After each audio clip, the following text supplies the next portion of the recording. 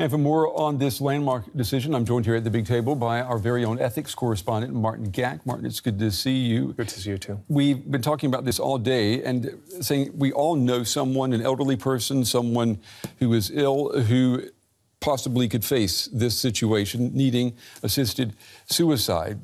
There is concern, though, that by having this freedom, that a commercialization effect could take place. Do you see that as a threat here in Germany? I certainly think it is a threat overall. So the fact is that insofar as something becomes profitable, then the possibility of essentially extending the business opportunities is there.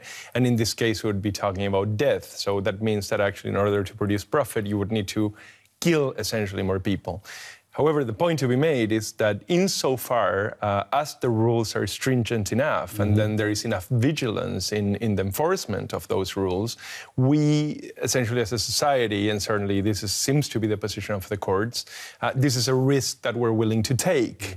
So we actually look at this, we assess the possibility of these things happening, and then we deploy the rules in order to see if we can actually curb and modulate the risk. Would you say that there is still enough of a taboo attached to assisted suicide that it will ensure that each case will be handled responsibly? I mean, will it make us behave? Well, I think that we have very good precedents, right? I mean, both Switzerland and Holland, I mean, and the Netherlands have actually a very well regulated. I mean, one must assume that there are some excesses even in those systems, but actually it's a very tightly regulated system. So that is a model that is sort of on the table, and I'm sure it's the one that Germany is looking at. At the very same time, it's also true that people do not like to talk about death. They actually have an understandable resistance to the very idea of their own death. And one of the things I think that we encounter is that when we're dealing with issues of assisted suicide, we have a society that by and large is not willing to talk about death with people that are in a situation in which they feel the absolute sort of immediate need to discuss their own death. Yeah, well, I mean, there's an irony here, isn't there? I mean, our society are getting older, getting grayer, and yet our pop culture still celebrates youth. Doubtlessly, yeah. And it doesn't give any attention sometimes to the last part of life. What about this court decision today? We know that 70% or so of Germans say that they are for assisted suicide, having that right.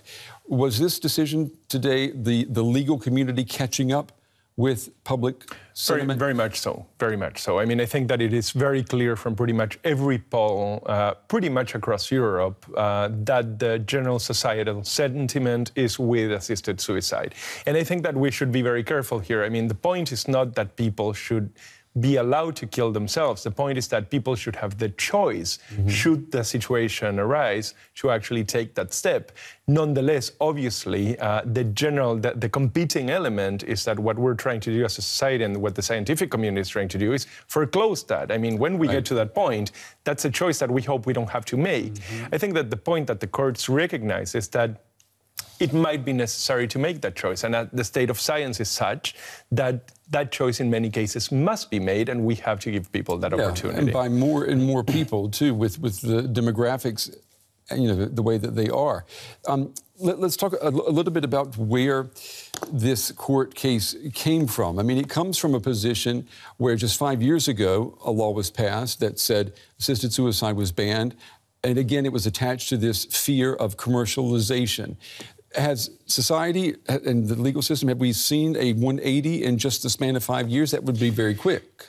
I don't think we have seen a massive shift in the sense that there was enough permissibility before 2015, and then when the 2015 ban came around, it is understood that there was still a certain amount of leeway. I mean, we very often do not know what happened in the final hours between a physician and the patient. And the German system in many cases was, let's say, elegant enough not to go digging into those places where there were situations of great need, and this was seen as essentially the alleviation of great suffering. Nonetheless, it is clear that that does not amount to the legal framework that is necessary for a doctor to be able to intervene in a way that is clean and clear.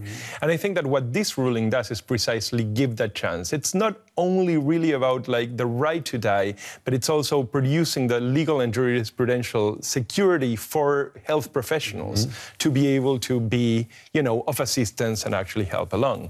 Before we run out of time, what was your take on what the court said today? The court basically said said that the freedoms that are guaranteed by the Constitution extend to what could be the final decision a person makes, and that decision is having the freedom to end his or her life. I mean, my philosophically informed position is that if we have reason and the reasons are given, and we have a law, or we have a political system that gives essentially a premium to the idea of free will and rational free will, then we have to accept that that's actually a rational choice. Whether we like it or not, that's a completely different question, but that's a rational choice.